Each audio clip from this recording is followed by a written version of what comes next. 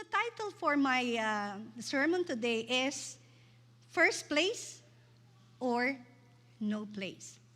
But everyone wanted to have that first place. In school, you want to be the first. But today, the topic is everything and anything about God. Okay? It begins, so in the beginning was God. You open your Bible in Genesis, in the beginning, God.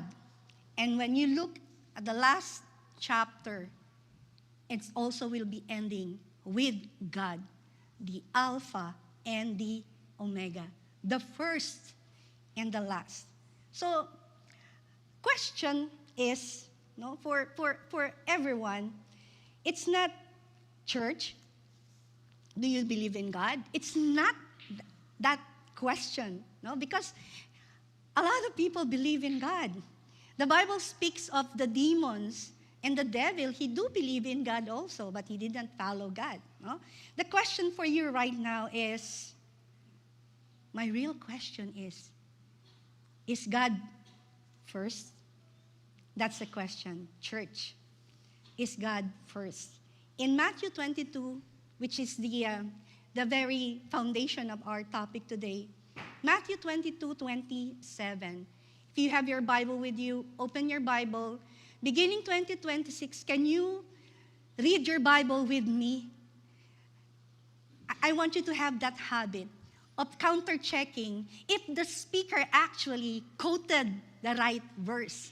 Kasi medyo minsan, di ba, it's not the word or it's not exactly the exact verse from the Bible. And you can put that in your message. Pastora, wrong po yung chapter nyo. Di ba?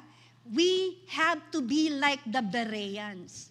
They don't only sit, they study the Bible. And I want you to do that, to be a good students of the Bible. So my tagline for today is, the greatest commandment demands total devotion. So this commandment is, no, if you remember, they wanted to ask Jesus, they want to corner Jesus actually, asking him, what is the greatest commandment? Diba? If you went to the Old Testament, you will see there are what? Commandments, there are laws, there are statutes, no? Magkakaiba yon. Hundreds and hundreds of do not, right? Thou shalt not, right? And then they asked Jesus, what is the greatest commandment? Without hesitation, Jesus said, he replied, love the Lord your God with all your heart, with all your soul, and with all your mind. And the second, after that is, he said, and love your neighbors as you love yourself. And then the next verse to that is, everything about the law and the prophets, right? The Old Testament, that's the law and the prophets, hang on this very command. 2, love the Lord your God with all, not with some of your heart, some of your soul, and some of your mind. Parang konti lang, di ba? Konti lang, Lord. Love naman kita. But God said, it's all or nothing, right? So soul is your mind. No? Kaya sabi na, we have a soul. Yes, our soul comprises of our mind, our emotions, and our will. No? Sineparate talaga siya eh. Heart, and then the soul, right? And then the mind. It's really important that God wanted all of this. When Jesus was asked by the people about this, he said, vertical first. If you are rightly related to God, it's not difficult to be rightly related to others. Right? Sometimes, kaya tayo na-frustrate, kaya tayo, sabi natin, burn out. Burn out ako. Why? Because it has to be vertical first. before horizontal.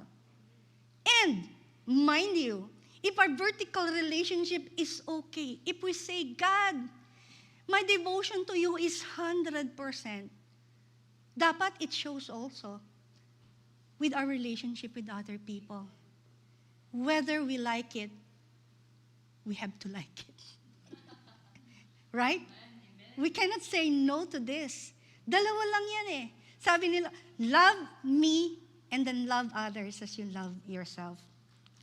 So, God is calling all of us, not only a part of us. So today we are going to look on people in the Bible, ordinary people, some in the Bible, some were in the contemporary world that we live in, that they truly put Jesus first. No, they truly put God first. So we will be learning from this man who live an extraordinary lives because they put Jesus first in their hearts. So loving God first is not proven by words. Like, for example, on Sunday, we say, I love you, Lord. And then with everything, no, sa kaartehan ko, sige, pagpasensyahan niyo, talagang ganun ako. Maarte po talaga ako, kahit na nasa bahay lang ako, when I pray, when I praise, I put my hands up in the air, nagtatumbling ako in the presence of God. Kaya pag nakikita niyo ako dito, ganun talaga po no? So God made me just like I am. So, yung habit of doing things, right? Saan natin nagagawa yan? In our secret places. You cannot fake your worship, no? Parang, if I ask you to raise your hands like 10 minutes, can you withstand raising your hands for 10 minutes? Pag hindi niyo siya ginagawa, nakakapagod, di ba? Ang sakit sa kilikili, right? And so, ang layo na naman ng napuntahan ko. No? I'm going to move on to my topic, which is loving. These people love God every day of their lives, not only during Sundays. No? Though this man showed their unwavering devotion, that even in pressure, in so much pressure, they still what? Put God first. So, sabi nga dito, basahin ko siya. It looks like, sabi niya, under pressure, these people still put the habit of their routine of putting God first. Kasi pag sinabi nating habits are what? Routines that are be done every day. Yung ginagawa mo araw-araw. What's your habit when you wake up in the morning? Sabi nga nila, how to kick a bad habit is, for 21 days, do it on a regular basis. That is the minimum. When you want to put something good for 2026, be consistent for 21 days. That's the 21 rule. And then consistently doing it, and it will be part of your system. Why? Like Ralph Waldo Emerson, if you heard about this phrase already, sow a thought and you will reap an action. Right? What you think every day, when you constantly think about it, one day it will what? Be what? An action actually. Kaya yung nag-iisip ng masama, I don't think that it just happened by one thought, right? But when you consistently, you brew it in your mind, inaalagaan mo yun sa isip mo. Even the thoughts of what? Committing suicide, it does not happen one time. If you constantly brew it in your mind, you constantly think about it, sow a thought and it will reap an action. What you think about constantly leads you to do it. So don't think about it so you won't do it. So naisip mo pa lang, dismiss it on your head. I love the quotation that says, birds can fly over your head. Di ba? Sometimes, any bird can fly over your head. You go to the farm, may bird, pwedeng dumapo sa ulo mo yan. But you cannot allow birds what? To build a nest over your head. Di ba? Will you do that? Na sige, come here. you build your nest. You know, it takes a while for the bird to build a nest. Even with Satan's thoughts or even with demonic thoughts. It can come to your mind, dismiss it. Pero pag lagi mo siyang iisipin, you are what? Allowing the enemy to build a nest over your head, over your mind. So constantly thinking about it leads to action.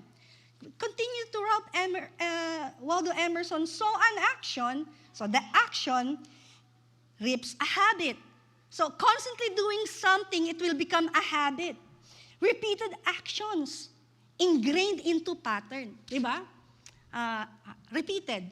For example, every morning when you wake up, anong una mong gagawin? The first thing you do is to what?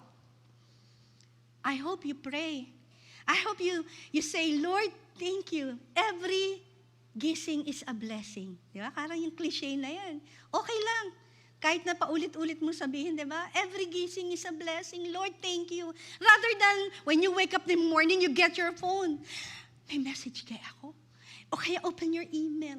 O kaya makiusisa kung ano yung pinost ng ibang tao.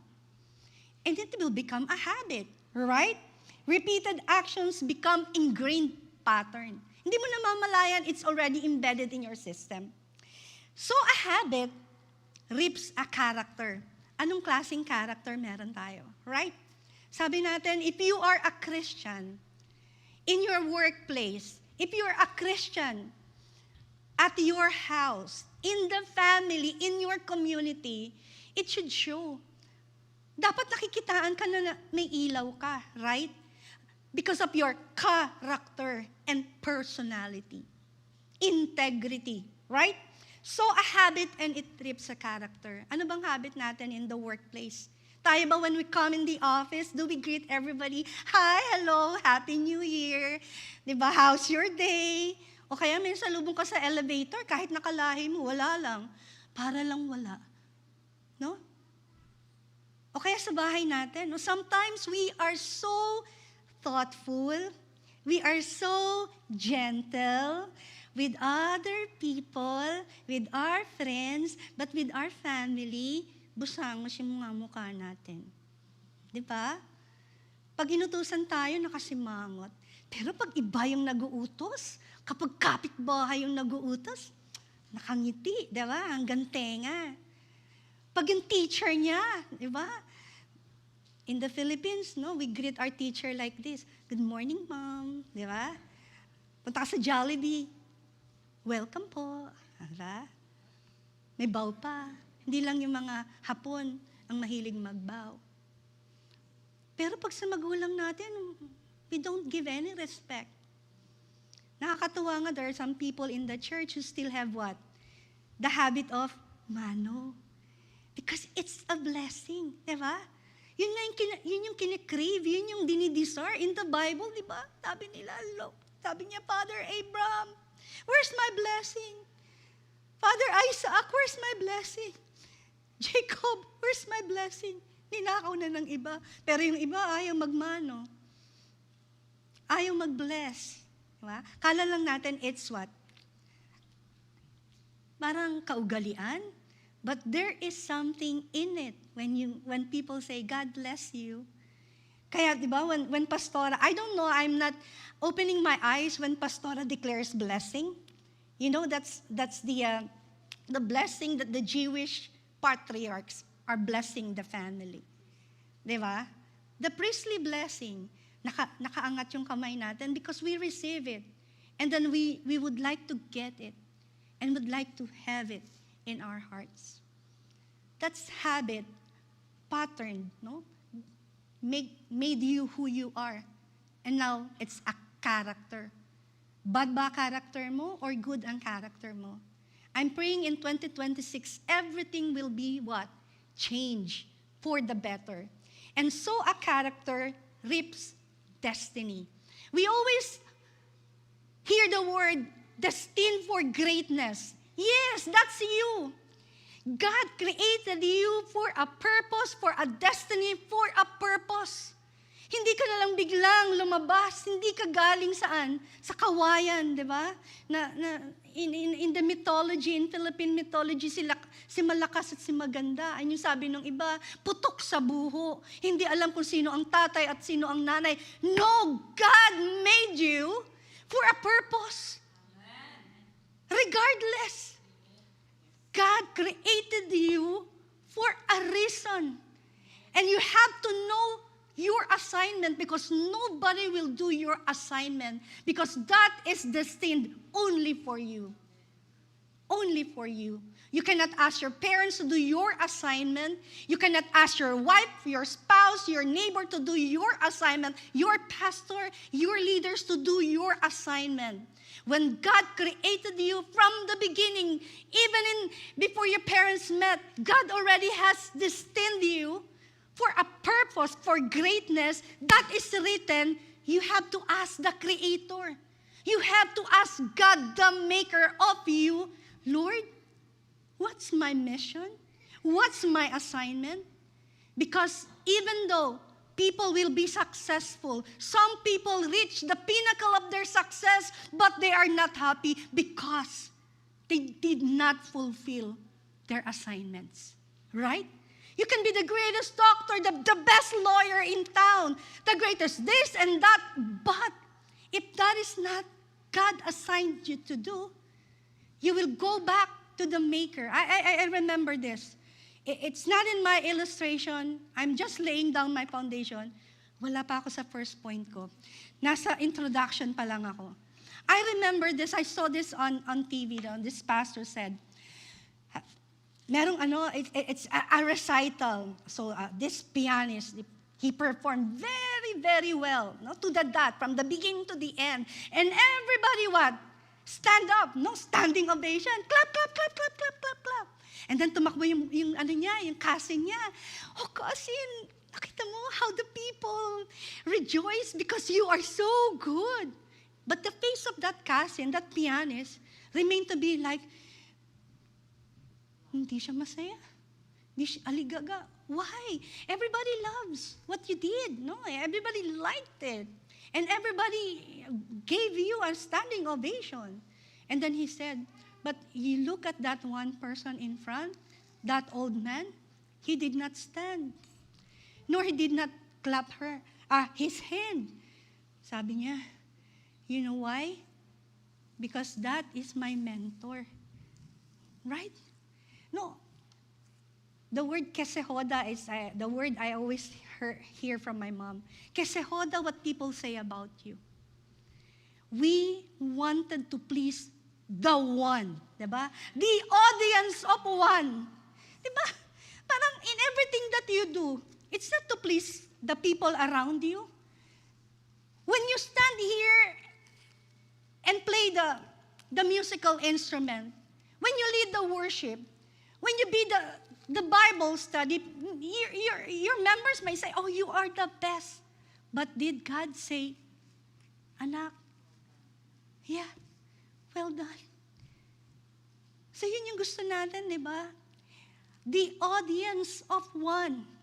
I know if you're familiar, when Gary Valenciano will do his concert, he will always lead people to the Savior, to the gospel.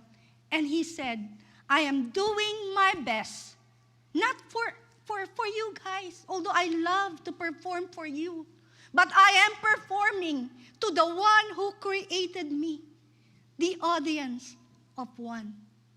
The devotion is to the one. Amen? Introduction. Ang haba. Let's go to Daniel. So Daniel is the first person that I'm going to give as an example for putting God first under pressure. No, ano ba yung pressure during Daniel's time? Daniel, Shadrach, Meshach, and Abednego, they were, the cream of the crop during the time. They were what? They were exiled to Babylon. Part of the prophecy to them. But they were handpicked by the king. Kasi nga, cream of the crop. But Daniel, during that time, was being what? People are envious of him. Lalo na, the people that surround that are not of the same faith with Daniel, they are so jealous, no? Jealous of him because of his anointing, right? Daniel lived in a culture that did not honor God. Babylon, right? When the law was passed that prayer is illegal, not accepted, I don't know what will happen to Canada if there will be a law that prohibit for us to pray publicly or prohibit for us to gather in one place and worship and honor the one true God. I don't know what will happen to us. But during the time of Daniel, that was the pressure. Daniel did not protest publicly. Wala siyang placard, no? Hindi siya nagpunta doon sa Luneta, no? Hindi siya nagpunta sa may tapat ng bridge papuntang Malacanang at nag-oppose, no? Makibaka, wag matakot, ikulong na yan. Hindi siya sumigaw ng ganon.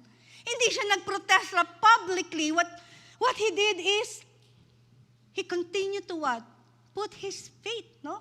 Against all odds. He adjusted his life to honor God. And Daniel's life was not, yung prayer life niya, it's not like, I pray only during emergency. May mga ganong tao, no? They pray when it's really SOS. The ship is sinking. Help God. Diba? Yun yung ibig sabihin, Lord, help.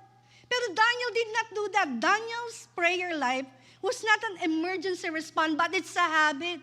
How many times a Jew pray? 3 times a day. Abrahamic, and then Abraham, Isaac, and Jacob. Yung Abraham prayer nila is in the morning, and then at noon and in the evening. 3 times. And Daniel will habitually do that. He will open the window and look, no? Sasabihin niya, saan ba nakapoint yung Jerusalem? And that I will address my prayer to the God who created me, to that place. So, nakuhanan siya, no? May nag-screenshot. Sinabi sa hari, best friend pa naman niya, di ba? Dikit talaga sila nung hari, Pero sabi ng hari, utos ng hari, di mababali. I cannot. Right? So, ano nangyari? Lions then. But, ang sabi nga dito, if prayer disappears when pressure comes, God was never first.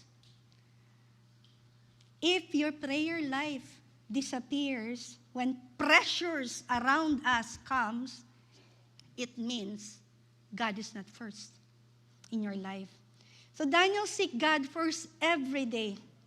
So his habit is putting God, his priority, not an option. So, ano dapat natin gawin? Matthew 6:33. Seek ye first the kingdom of God. And, no? Hindi lang yung kingdom of God. Nakakalimutan natin, and His righteousness, and all, hindi some, hindi part, and all these things will be added unto you. Seek ye first the kingdom of God and His righteousness. Bago natin ang kiningdan, all of this will be added unto me. Okay? So, what should we be practicing like Daniel in 2026? Prayer, reading the scripture, and constantly, and every chance we have, every minute of the day, surrender to God. Shape starts their day. No? Surrender to God, that will shape your habit of seeking and asking God for revelation. So loving God means to get our best time, not the leftover time. What's your best time? Saan ka gising na gising? Kailan ka gising na gising? Doon ka mag-quiet time. Hindi yung pagod ka na. Lord, ano na lang one verse lang, Lord. Alam mo, kayang-kaya ko tong verse na to, Jesus wept, and then natulog ka na. Kasi ang ikli talaga ng verse na yun. At least, pag tinanong ka ng teacher, sa leader mo, nag-quiet time ka, upo, Nagbasa ka ng anong verse mo? Opo, nagbasa po ako. Jesus wept, tapos natulog na po ako. Nakakaiyak naman, di ba? May ganun. And so, let's go to the next one. No? God, kanina, nung inaawit natin, sabi ko, hallelujah. No? Loving God first does not mean that we never fail. Totoo yun. Kayo ba hindi kayo nadarapa? O kayo hindi natatapilok? No? When we put God first, hindi ba nagpe-fail tayo paminsan? Minsan. No? Ganon din nangyari dun sa second example ko. King David. No? Wow, sino nakapanood na ng David? Hindi ko siya pa napanood, pero natutuwa ako pag nakikita ko siya. So, I wish the Sunday school also will have this movie on David. And so, we know who was King David? A shepherd boy, right? Ito yung ang tawag doon, uhugin na anak, di ba? Hindi siya yung pinakagwapo. On the side of the father, Jesse, kasi yung father, yung firstborn lagi, di ba? But in the sight of God, he was what? Called, anointed, ordained. But si David failed. Remember, no? At kaya nga lagi natin sinasabi, remember. Pag nagpapahinga tayo, that is when the enemy will what? Cloud our thoughts. Yung parang siesta, para-relax yung kamay. Kung ano-ano ay pumapasok sa utak mo. O kaya pa scroll ka. Alam mo, panaka-naka may mga pinapasok na hindi magaganda yung enemy. Ganon din nangyari. Si David, during that time, we know that he was a warrior king. Even though he was king, he was a warrior. He will be in every battle leading Israel to every battle, right? But during that time, sabi niya, there is peace in Israel. Medyo mag-relax naman ako. Kinuha niya yung cellphone niya. Tapos nag-scroll siya. Wow, ang gandang babae nito. Bathsheba, may number. Tawagan ko nga. Sabi ni David. Tinawagan. Ay, hindi po, modern version po yan, no? So, pinatawag, no?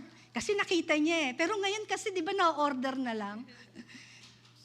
Sinabi niya sa kanyang servant, sa soldier, can you find out ang babae na naliligo doon? Ito namang babae na to, sa dami-dami ng banyo, naligo pa, doon sa lugar kung saan walang bubong. Diba? Hindi ko alam kung ganun talaga. No? I did not research. Na ang mga banyo talaga ng araw, walang bubong. Panahon ni David. So, naligo. Nakita ni David, the man after God's own heart, nag-fall. Right? And one after the other. No? Para pagtakpan yung kasalanan niya, it end up killing the husband of Bathsheba.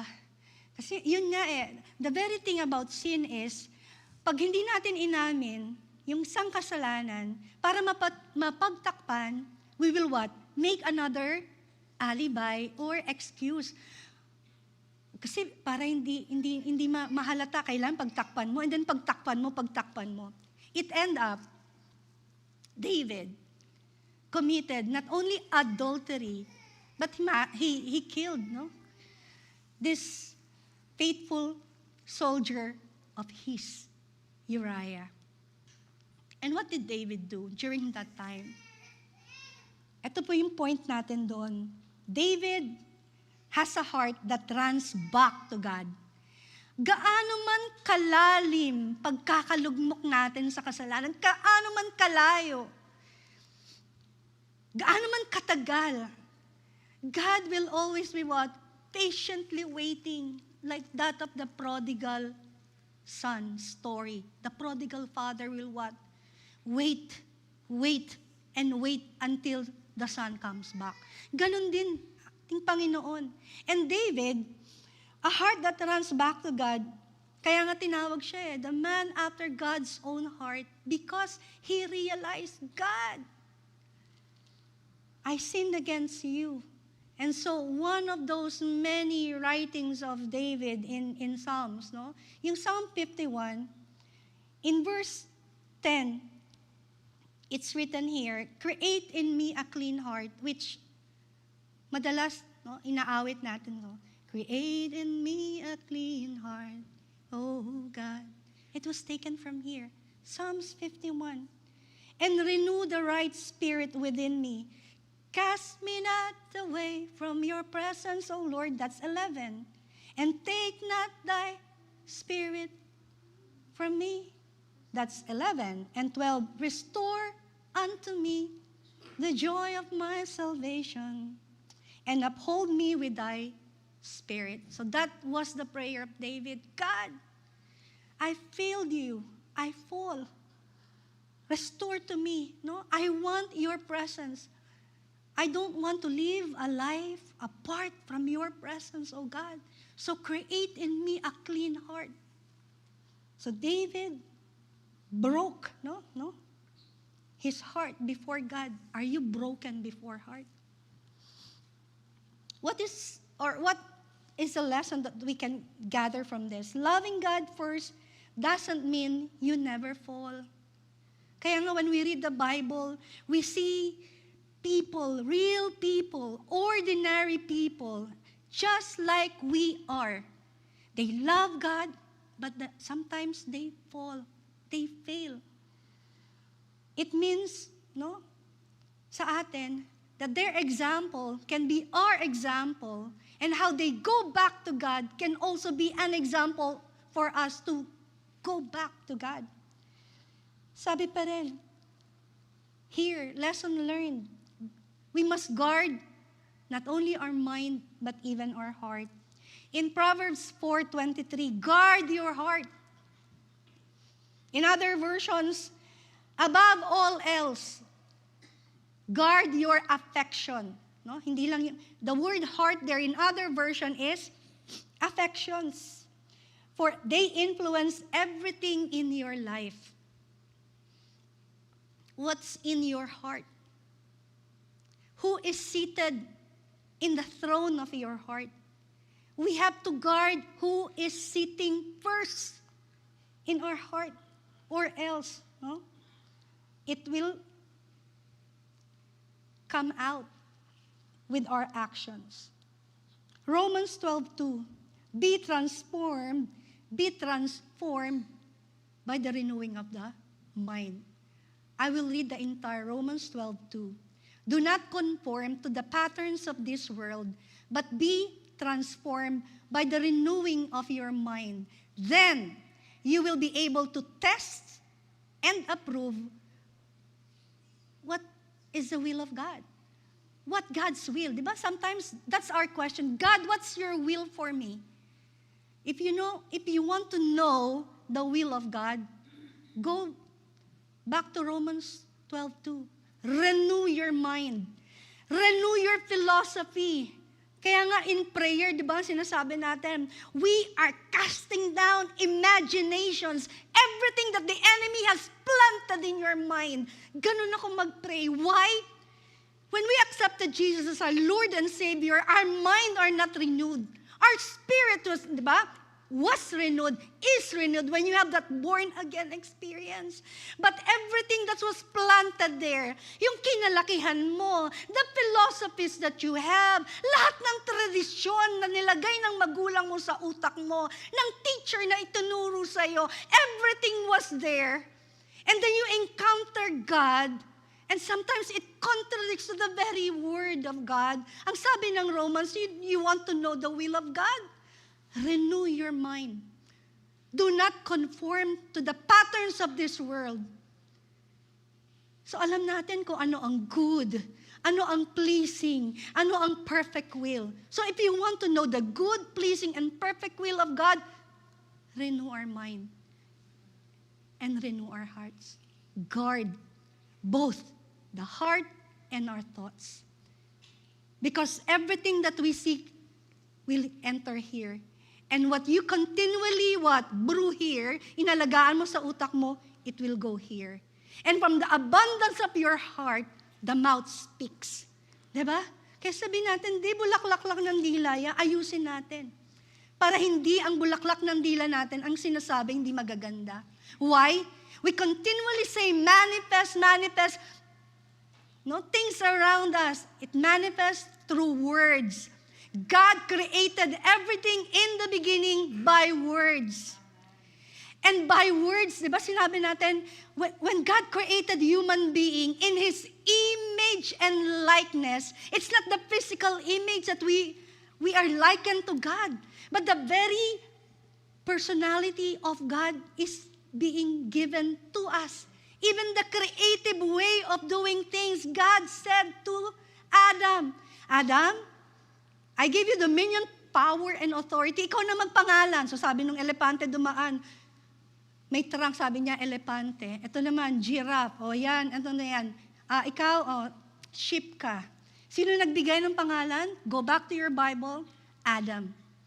It's not your teacher. It's not the scientist na nagbigay ng mga phylum. But the beginning of time, God gave Adam dominion, power, and authority. It was taken away from men. When our forefathers, Adam and Eve, sin against God. Kaya ang ginagawa natin ngayon, we are taking back what was rightfully ours in words. When you pray biblically. You pray the very promises of God to you. God, you said it in your word. Because that is how things will manifest. Yung iba kasi sabi nila, let the universe decide. Diba? Who owned the universe, the Milky Way, and everything, known and unknown universe? God. Hindi po ako galit. Nagpapaliwanag lang. Number 3, Apostle Paul. Ano naman ang ginawa ni Apostle Paul to show that God was first? He put Christ above comfort. If you recall, Apostle Paul, most of the New Testament writings were written by Apostle Paul. Pero ang sabi ni Paul, my greatest desire is to know Him. Grabe, no? Sinulat mo na yan, dami-dami mo nang sinulat, pero ang desire mo is to know Him. So Apostle Paul, komportable na dapat siya eh. Being what? Being what? Anong tawag sa kanya? Pharisee. He was a Pharisee among Pharisees. Ibig sabihin nun, cream of the crop, top-notcher. Kumbaga sa board exam, no? Number 1. He was gaining every kind of adulation, pride na pwedeng meron ng isang a Jewish person who know God during his time. But he had an encounter with God, di ba? On the way to Damascus, Paul, ang tawag sa kanya before, was Saul, right? See, Apostle Paul was Saul. And then, he got this permission to persecute Christians. So, yun yung kanyang goal. I want to persecute all the Christians. Alam natin yun. Stephen was the very first martyr. Saul approved of killing the very first martyr, Stephen. But on the way to Damascus, what happened? A personal encounter with the God kind. A born-again experience with the Pharisee among the Pharisees. And it turned his life upside down. He's no longer living in comfort. Because everywhere Paul will be moving, he will be what? Chased. And he end up where? In prison. Remember, Silas and Paul were in dungeon. And what happened? During those times, di ba, when you're in dungeon, have you been to Fort Santiago, in Intramuros? Have you seen where Rizal was imprisoned on that very dungeon? Madilim. Mabaho. But Paul and Silas did not No, they created the atmosphere instead of looking to the darkness of their situation. What happened was, they began praising God, worshiping God, praising God. And then the atmosphere changed. The atmosphere changed. There was what? An earthquake. And then, you know what happened? The chains loosed. Yun yung ginagawa ng worship. Yun yung ginagawa ng praise and worship. We are not just actually doing this because we want entertainment. No. There is power in praise and worship. It moves the heart of God. It moves the angel. It creates the atmosphere. It opens the heaven during that precious time when we worship God. Paul and Silas did that. Going back, Paul continually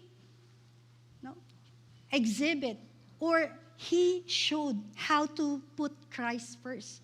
Philippians 1:21, Paul said, "For me, to live is Christ and to die is gain. For me, to live is Jesus and to die is even better." Naririnig natin yan every time we attend funeral service. But that is true. Is it true to yourself? Do you declare that? Do you long for that moment that you will be seeing your Creator, our Savior, our Redeemer, Christ, face to face? Paul was so excited. Sabi niya, no? Yes, I want to live so that I can spread the gospel even more. But my earnest desire also is to be with Christ. So whether I live or die, it's for His glory. So Christ above comfort, and that was sold. Obedience is costly, very costly. So what habit can we get from this? Love for God produces obedience, not excuses. It is costly. Obedience is very costly. But let's make it a habit to love. No, sabi nga natin, loving God first. Because when we love God, it produces obedience. If you love me, you will obey my commandments. Yun lang naman kasimple sabi ng Lord eh. No matter how many verses you memorize, how many songs you sing, even if you're top-notch in everything that you do, if you don't obey me, it's nothing. So obedience, not excuses. If you love me, you keep my commandments. John 14:15. Choosing holiness over convenience. Obedience is love in action. You can say, I love you, but you have to show it. Men, di ba? Pag nanliligaw kayo, hindi lang I love you. It has to show. Yung iba naman, sobrang torpe, show ng show, hindi naman sinasabi, na-confuse tuloy. Okay, balik ako sa topic ko, baka kung saan na naman tayo mapunta. Love in action is obedience. Love that never obeys is only emotion, not devotion. I'll repeat. Love that never obeys is only emotion, not devotion. Is our love for God emotional? Wala lang. Love kita, Lord, pag okay lahat. Pagkasama ko yung fellowship, love kita. It's not emotional, right? Even praise and worship, it should not be emotions. Kahit nakasing luma pa ng pinakalumang song, pag sinabi natin it's worship for the one true God, kahit ibang language pa yan, we will worship God and we will adore Him. Next example that I'm going to give you is a person who put God first over pain. Na kahit na in the middle of a painful situation, he loved God. Corrie ten Boom. He survived a Nazi concentration camp. So that was Corrie. Kita natin dun on the side where he was wearing blue. In the movie, The Hiding Place, diyan nila tinago yung mga Jew. His father actually trained them.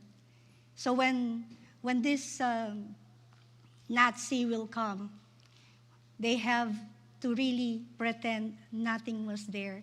This is the hiding place. They put all the Jewish that they can put in that place, and they feed them. So Corrie ten Boom survived a Nazi concentration camp. They were captured. After the war, she met one of the guards responsible for her suffering. But to be honest, her sister was raped by these Nazis, one of those guards. Fast forward, it ended the war. So one of these guards went to her asking for forgiveness. She saw right before her eyes the sufferings of her family, the rape of her sisters. Papatawarin mo? The person who killed, who raped right before your eyes, the people you loved. During that time, Corrie ten Boom, if she's only emotional, she will not what? Release forgiveness. Her heart resisted. Her heart resisted. Yung alam mo, ito yung pumatay sa pamilya ko sa tatay ko, sa nanay ko, nag-rape sa kapatid ko, mga kuya ko, lahat ng mahal ko. This very person right before me mag-aas ng forgiveness, will I release forgiveness to this very person? Her heart resisted. No! I won't! Sa puso niya. But she prayed. And God gave her the strength to forgive. Kasi with our self, our own capacity, can we forgive people? No, we cannot. That is why we need the power from the Holy Spirit. Yun yung meron siya. Yun yung binigay sa kanya ng Panginoon. Corrie chose to forgive and Corrie chose God over bitterness. So she chose forgiveness. So loving God gives us the power to forgive what feels unforgivable. Meron bang gumawa sa inyo ng kasalanan na sabi niyo hindi kita mapapatawad? Meron? In your family. Meron bang gumawa sa iyo ng sabihin mo sa sarili mo, tong taong to, tong lalaking ito, tong babaeng ito, lumuhod man sa harapan ko, umiyak man, hindi ko to papatawarin. Kasi sobra yung ginawa niya sa akin. Or hindi mo man yan sinabi sa ibang tao, but in your mind and in your heart, you resisted forgiving or releasing forgiveness to this person. Is there someone?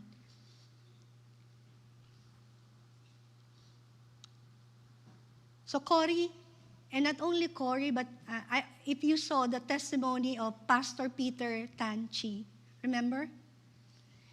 They were serving the Lord, both of them.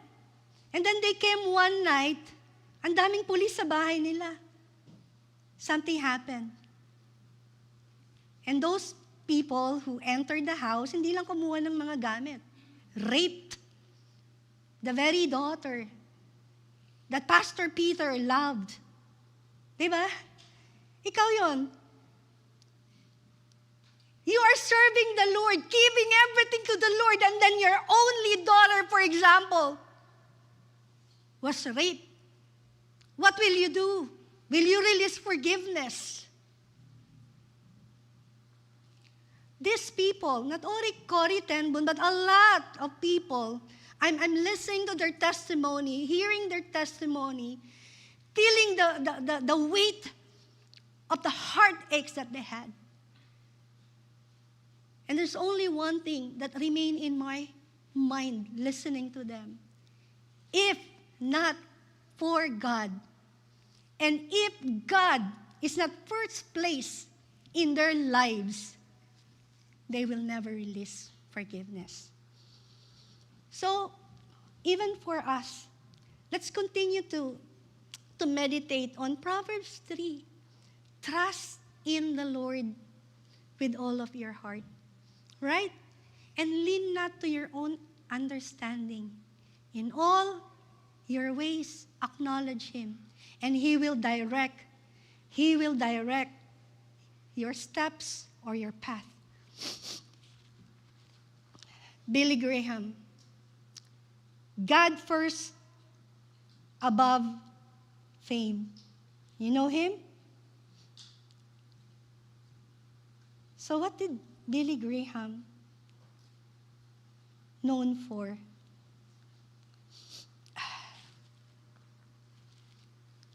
He preached to millions. Grabe, no? He just died recently. I'm not sure. I did not put here. But he was able to preach to millions.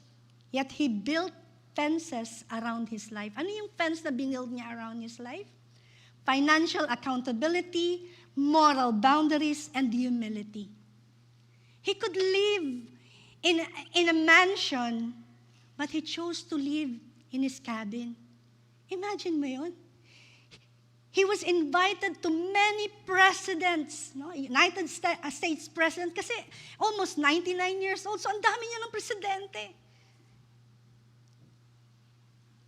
He was being invited to speak to United Nations, spoken to all over the globe, no? But he chose to be humble. He chose to live in the same house that they had in that cabin. Pero marami tayong naririnig, di ba? Oh, preaching the gospel so that you will gain money. Kaya tuloy, they thought that the gospel is a money-making machine. It was proven by Billy Graham. God first, over fame. He seeks God's approval than the approval of man. Bakit ako naiiyak? Kasi sometimes, they thought of the church. When we speak of tithes and offering, they thought that you are here in the church just to get your money. It's not. What shall profit a man if he gains the whole world but loses his own soul?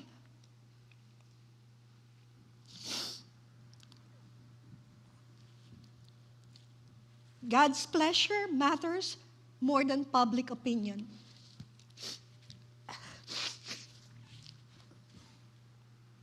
Galatians 1:10.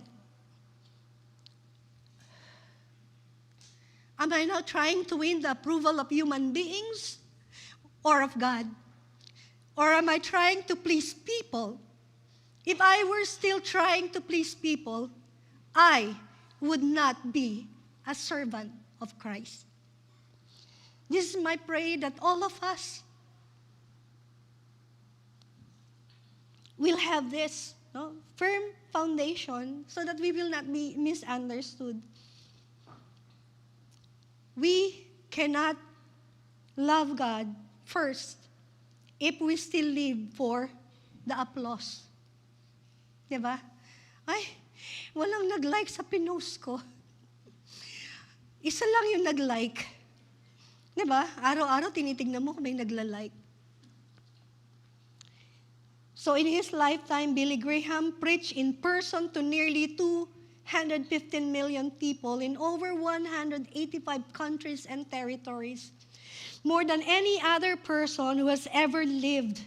Hundreds of millions were reached through television, through video, through film, through literature, and webcasts. In his 417 crusades, more than 3.2 million has come forward in response to his altar calls. Tayo kaya, sa 100 preaching natin, ilan kaya nag-altar call? Di ba? We preach 1,000, pero 1 lang yung nag-altar call. It's really my prayer that in our church, we will not be ashamed to come to the altar. If you seek something, healing, if you seek deliverance, if you want to reinstate your love for the Lord, you come to the altar.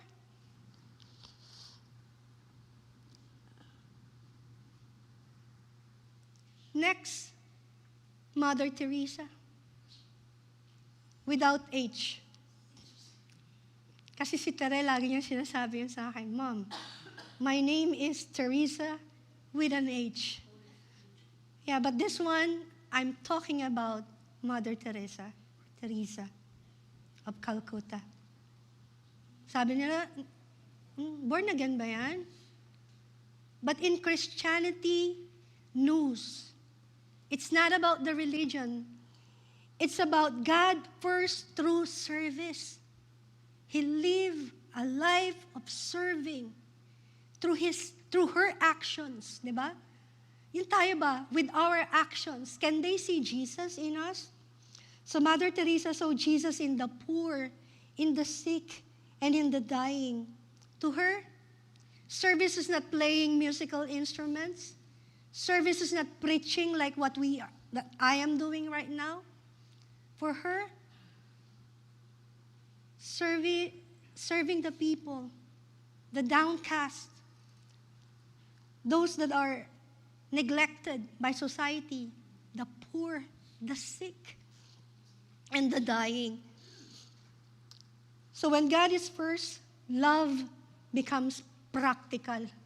Sabi nila, I heard this, narinig ko lang, somebody quoted, that the trend in the church today is not much on the theology, but on how you serve and the relationship with people.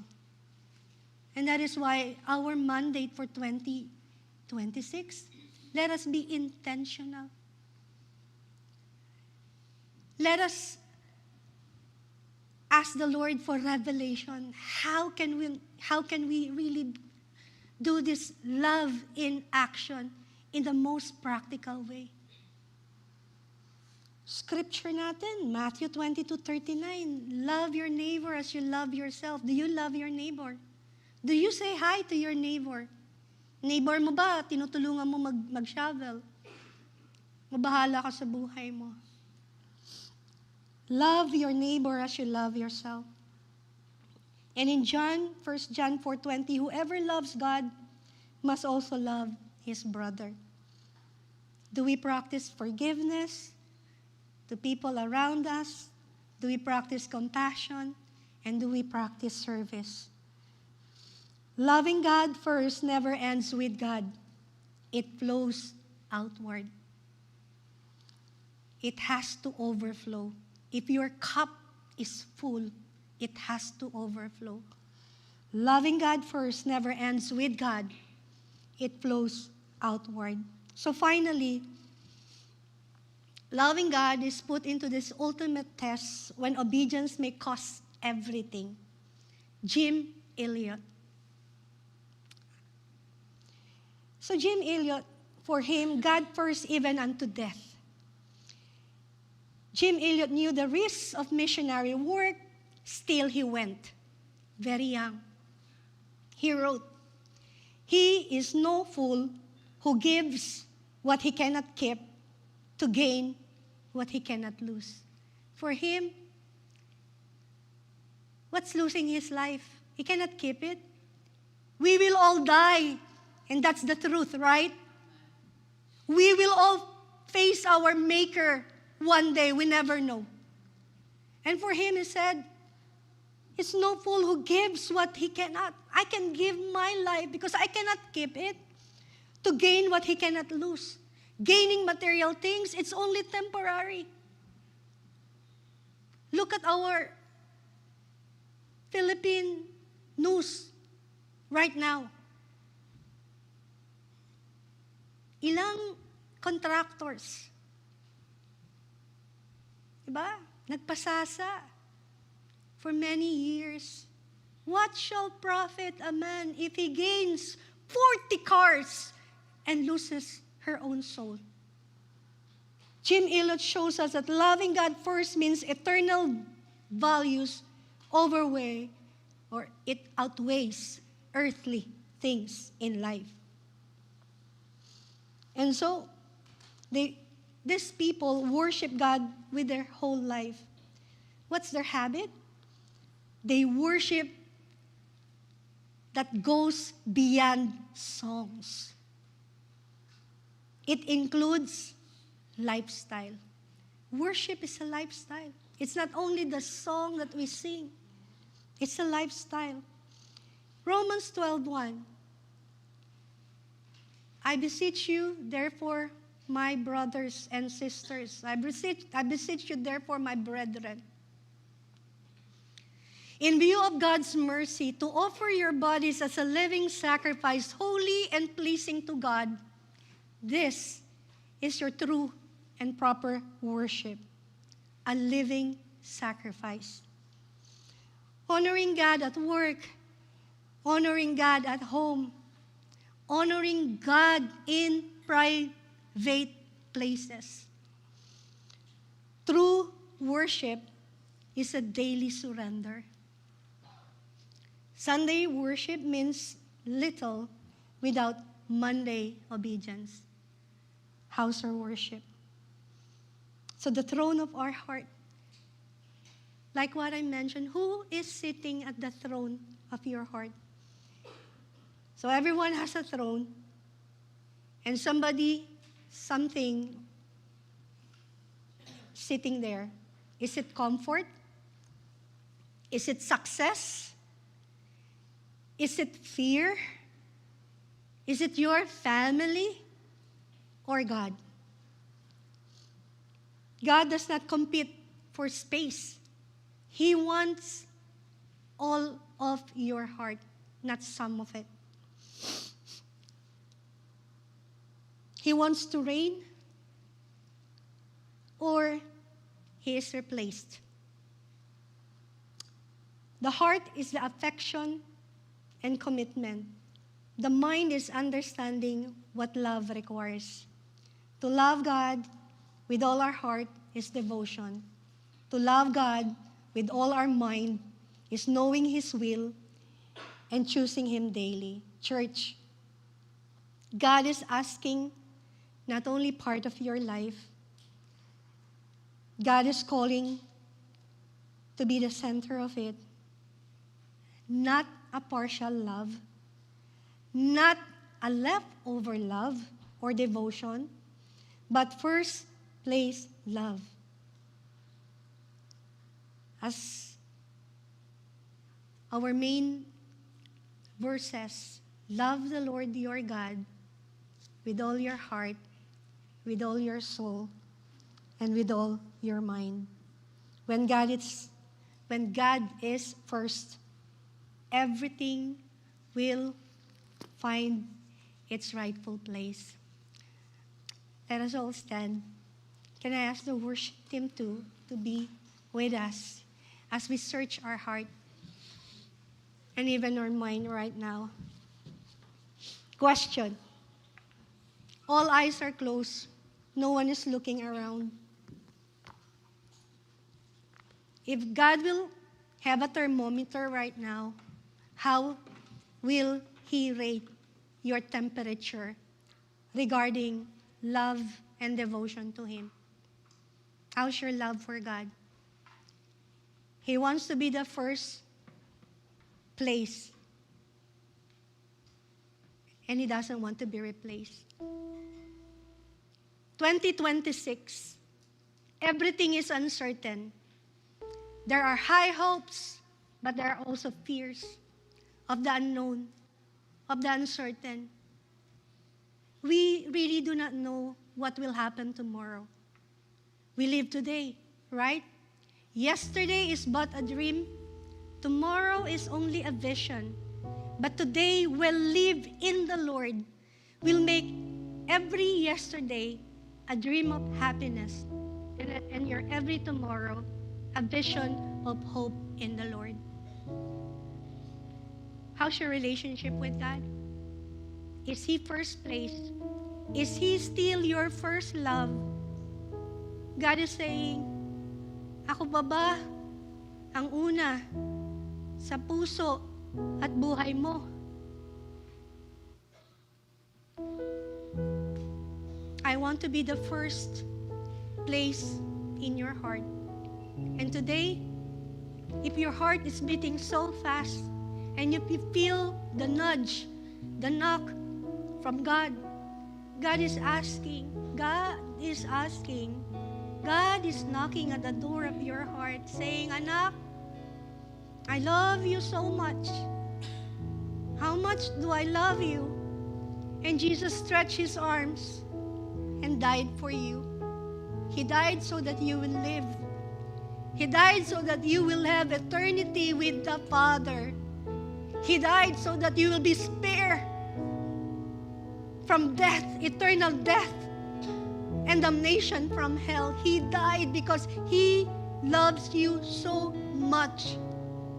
When He was there on that cross, He thought of you. He thought of you. Are you thinking about God? Is He first place in your heart? If not, let us go back to God in prayer. Lord, squeeze my heart right now. What can you find? Is my devotion, Lord God, enough to fill the cup that you want me to fill every day? God, forgive. I want you to be my top priority. I want you to be the first place in my heart. I'm renewing my mind right now. I'm pulling down every stronghold, every works of the enemy that works against your will, your perfect will, your desire, your destiny, your purpose for my life. The beginning of the year is a new beginning. God, make it right. Help me, Holy Spirit. I cannot do it on my own. I cannot put you first. I cannot release forgiveness. I cannot change my habit unless, Lord, you help me. So I'm praying right now, help me, God. And if there's someone here today who are not sure, if you have a relationship with God, because you cannot really follow God unless you have a personal encounter with the God kind. Today, God is saying, Anak, my daughter, my son, I keep on knocking at the door of your heart. If you open the door of your heart, I will come into your life. And if you are that person, you can open the door of your heart and you can say, God, I accept you. God, I thank you for loving me just the way I am.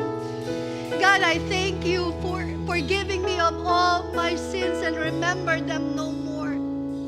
God, I thank you. And beginning today and for the rest of my life, I would like to give my total devotion to you. Thank you, Lord. For the beginning of 2026, I will make things right by putting you first and foremost in everything that I do. Have your way. Thank you, Lord. In Jesus' name, amen.